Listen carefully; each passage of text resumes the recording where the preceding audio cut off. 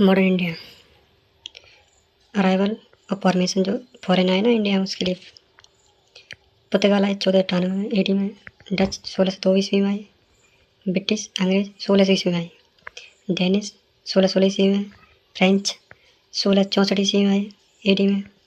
पुर्तगाल सबसे पहले पुर्तगाल की राजधानी लिस्बन से बार्थोलोमेडियो आज चला और 1488 ईस्वी में केप ऑफ गुड ऑफ उत्तमांश उत्तरी की खोज की, लेकिन ये बात नहीं पहुंच सका। फिर वास्को डी गामा आया। यूरोपियों में सबसे पहले पुर्तगाल के वास्को डी गामा नामक व्यक्ति ने 1498 ईस्वी में भारत पहुंचने के समुद्री मार्ग की खोज की। वह Cape of Good of Africa के रास्ते से होते हुए एक गुजराती पथ प्रदर्शक अब्दुल बजीद की सहायता से भारत के केरल कालीकट पहुंचा। वास्को डी गामा अब जब वापस पुर्तगाल गया तो उसने भारतीयों सामानों को बेचकर 60 गुना लाभ कमाया। अतः यह एक के बाद कई व्यापारियों का भारत आगमन हुआ। वास्को डी गामा भारत में पुनः 1501 से 1502 में आया। इस बार उद्देश्य भारत में पुर्तगाली फैक्ट्री की स्थापना करना था। 1503 ईस्वी में पुर्तगालियों ने अपनी पहली फैक्ट्री कालीकट में खोली, जिसे जमोरिन द्वारा बाद में बंद करवा दिया गया। अतः पुर्तगालियों ने कोचीन के पास अपनी पहली व्यापारिक कोठी बनाई। उसके बाद 1515 ईस्वी में पुर्तगालियों ने अपनी दूसरी फैक्ट्री कन्नूर में लगाई। उसके बाद पेड्रो अल्वेज कैब्रल आते हैं। 1500 ईस्वी में वास्को डी गामा के बाद दूसरा पुर्तगाली यात्री पेड्रो अल्वेज कैब्रल अपने जहाजी बेड़े के साथ भारत आया। उसके बाद फ्रांसीसी डी अल्मेडा आते हैं। अल्मेडा भारत में पहला पुर्तगाली वायसराय बनकर आया। इसने अपना मुख्यालय कोचीन को बनाया।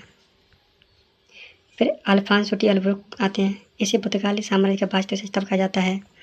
इसने 1510 ईस्वी में बाजीगर बीजापुर के शासक आदिल शाह से गोवा को छीन लिया। इसने पुर्तगालियों को भारतीय स्त्रियों से विवाह करने के लिए प्रोत्साहित किया। अल्बुकर्क ने हिंद महासागर और समुद्र पर एक अधिकार स्थापित करने के लिए कार्टेज पद्धति की शुरुआत की। इस पद्धति से पुर्तगालियों का समुद्री मार्गों पर मजबूत नियंत्रण स्थापित हो गया। ये कार्टेज सिस्टम क्या है? कार्टेज पद्धति एक तरह की लाइसेंस थी जो विभिन्न व्यापारियों को अपने जहाज़ों को समुद्र के रास्ते से बाहर निकलने के लिए चाहता था। पुर्तगालियों ने कार्टेज पद्धति से बहुत पैसे कमाया। मुगल शासकों को भी कार्टेज पद्धति के तहत सीमावर्ती क्षेत्रों से अपने जहाज़ों को सुरक्षित लाने के लिए पुर्तगालियों से लाइसेंस लेना पड़ता था। Contribution of Portuguese.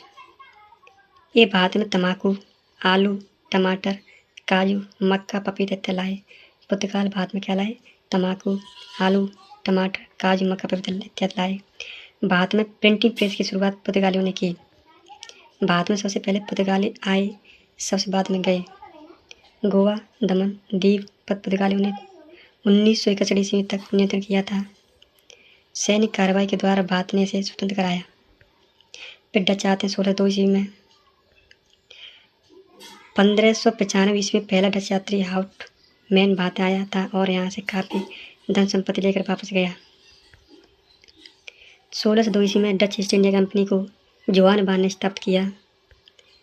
डचों ने पैगोडा नाम का सिक्का चलाया जिस पर भगवान वेंकटेश्वर का चित्र था।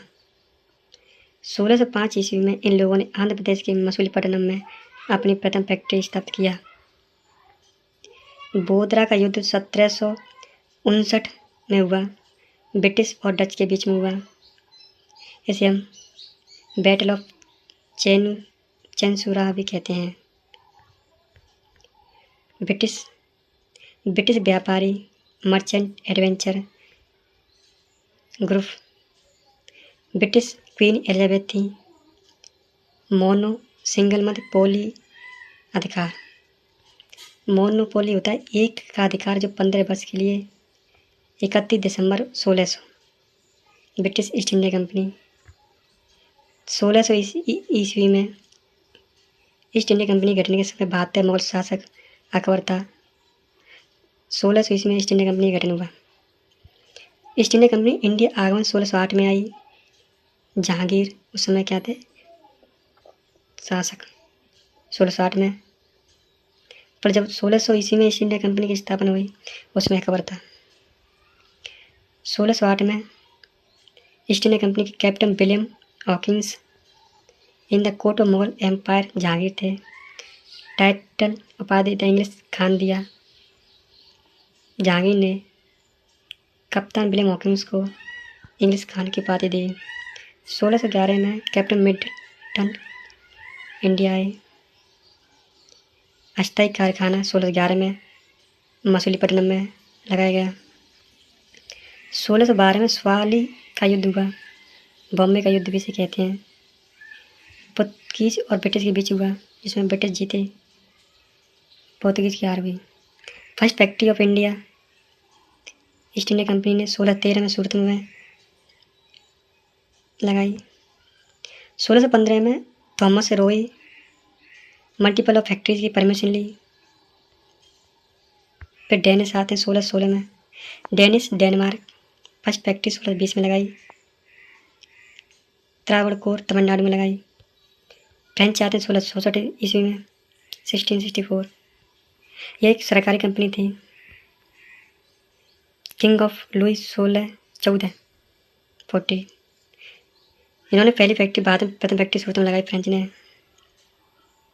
कर्नाटक का युद्ध हुआ ब्रिटिश और फ्रेंच के बीच में, जिसे हम एंग्लो एंड फ्रेंच वॉर भी कहते हैं। प्रथम कर्नाटक युद्ध 1740 से और 1748 तक चला। द्वितीय कर्नाटक युद्ध 1748 से 1754 तक चला।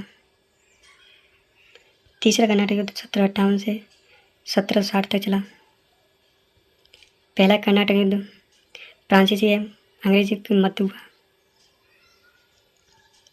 जिसमें treaty of Aix la Chapelle की संधि हुई।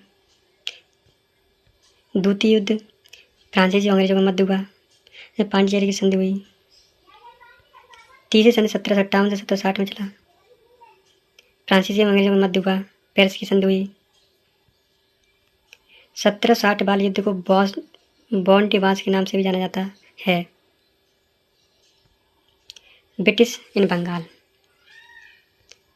ब्रिटिश 1600 से 1757 तक व्यापारिक रूप में काम किया, ट्रेडर्स के रूप में। 1758 से 1947 तक रूलर्स के शासक के रूप में काम किया भारत में अंग्रेजों ने। 1661 में पुर्तगीज राजकुमारी विवाह ब्रिटिश के राजकुमार के साथ हुआ। दहेज में बम्बई आइसलैंड दिया गया। 1715 में मुगल एम्परर, मुगल शासक बर्कशायर, उनका इलाज चला। डॉक्टर हैमिल्टन ने इलाज किया और ब्रिटिश ग्रुप बात आया।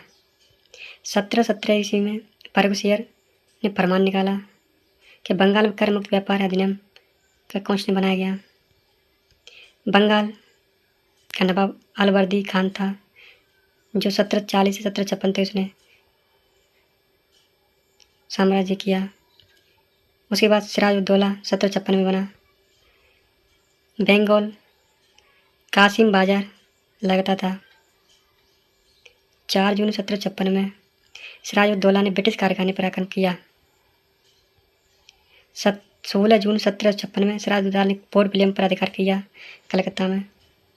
इसने कलकत्ता का नाम बदलकर अलीनगर किया। 20 जून 1756 में काल कोठरी की घटना हुई। कलकत्ता फोर्ट विलियम 140 लोग थे, जिसमें 123 लोग मारे गए, 23 बचे। सेनापति मीर जाफर 23 जून 1757 प्लासी का युद्ध हुआ, जिसमें रॉबर्ट क्लाइव अंग्रेजों की तरफ से और सिराजुद्दौला जो बंगाल का नवाब था वो हार गया, अंग्रेज जीत गए। मीर जाफर आदिलाबाद का गद्दार कहा जाता है। बंगाल नवाब मीर जाफर जो बंगाल का गवर्नर बना। मीर जाफर के समय नया नवाब बना और बंगाल का गवर्नर रॉबर्ट क्लाइव बना 1957 में, जो 1757 से 1760 तक आया और न्यू गवर्नमेंट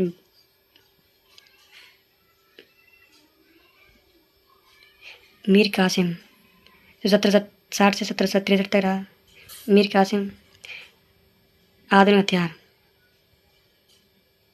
ये उसी उपलब्धि हैं। उसने to train is army German officer, इसने अपने राजधानी को मुर्शिदाबाद से मुंगेर स्थानांतरित किया। 1763 में पटना की घटना हुई जिसमें मीर कासिम अटैक किया, पटना ब्रिटिश को पीटा और ब्रिटिश में declare new nawab of Bengal के मीर जाफर ने घोषणा कर दी। फिर होता बैटल ऑफ बक्सर 1764 में एक्टो मर्रो और ब्रिटिश कमांडर के बीच में, जिसमें सरेंडर हुआ, त्रिपुरा लाइन हुआ। मीर कासिम नवाब ऑफ बंगाल, शुजाउद्दौला नवाब अवध और शाह आलम द्वितीय Mughal empire. Treaty of Allahabad की संधि 1765 में हुई, जिसमें अवध का नवाब युद्ध घाटे के लिए EIC को 50 लाख रुपए दिए गए। ईस्ट इंडिया कंपनी को कर वसूली की, 26 लाख रुपए पेंशन मुगल एम्पायर को दिए गए। रॉबर्ट क्लाइव और शाह आलम द्वितीय की मध्य मुगल एम्पायर में ये संधि हुई। शाह आलम द्वितीय टू वीक रेजिडेंट इलाहाबाद रहता था। फिर 1765 में बंगाल द्वैत शासन लागू हुआ, जिसमें एक नवाब नाजिम बना और दूसरा था गवर्नर ऑफ बंगाल दीवानी। फिर नेक्स्ट में पढ़ेंगे स्वतंत्र राज्यों के युद्ध है।